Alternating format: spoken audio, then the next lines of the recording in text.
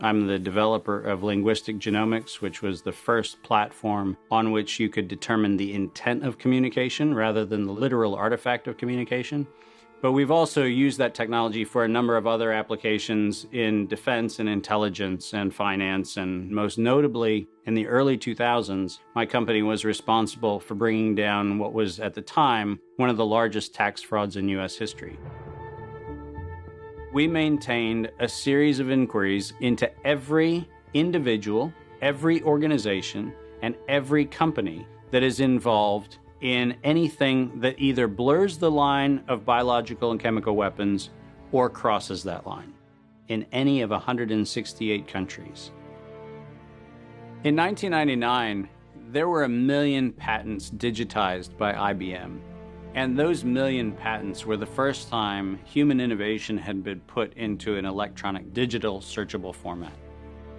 We took that information and we did a very simple exercise using our linguistic genomics technology, where I made the horrific assessment that approximately 1/3 of all patents filed in the United States were functional forgeries, meaning that while they had linguistic variations, they actually covered the same subject matter. In 1999, patents on coronavirus started showing up, and thus began the rabbit trail. March 2003. Panic grips Hong Kong as a deadly new virus sweeps through the city. In 2003, the Center for Disease Control saw the possibility of a gold strike, and that was the coronavirus outbreak that happened in Asia. They saw that a virus they knew could be easily manipulated was something that was very valuable, and in 2003 they sought to patent it. And they made sure that they controlled the proprietary rights to the disease, to the virus, and to its detection, and all of the measurement of it.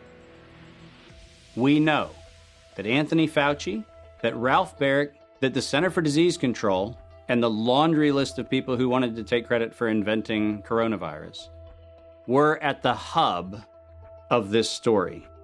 From 2003 to 2018, they controlled 100% of the cash flow that built the empire around the industrial complex of coronavirus. The World Health Organization has officially named the novel coronavirus the novel coronavirus outbreak. The World Health Organization is a pandemic, an international public health emergency.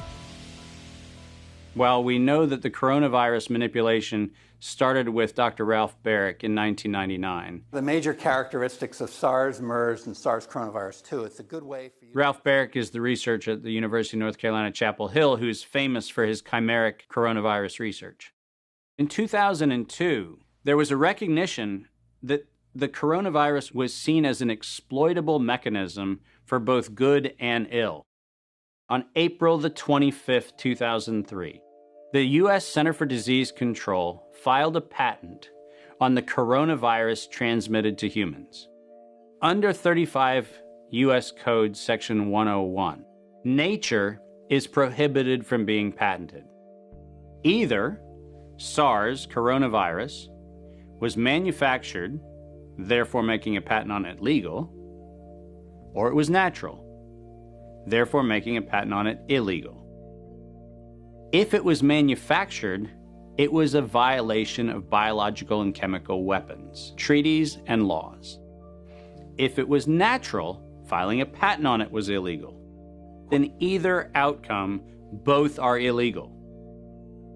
In the spring of 2007, the CDC filed a petition with the Patent Office to keep their application confidential and private.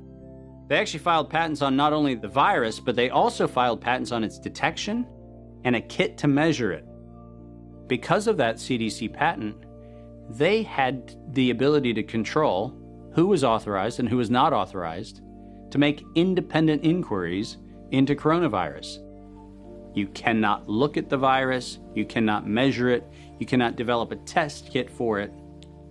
And by ultimately receiving the patents that constrained anyone from using it, they had the means, they had the motive, and most of all, they had the monetary gain from turning coronavirus from a pathogen to profit.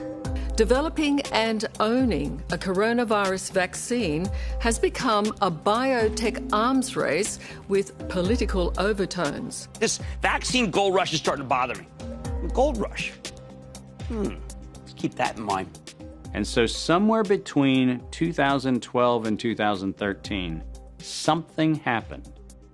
The federal funding for research that was feeding into places like Harvard, Emory, University of North Carolina, Chapel Hill, that funding suddenly became impaired by something that happened at the NIH, where the NIH got this little tiny moment of clarity and said, I think something we're doing is wrong.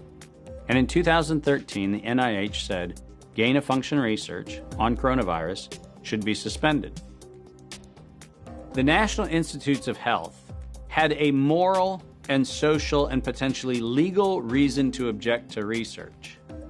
But the letters that were sent to the researchers essentially said, you are receiving notice that we're telling you to stop.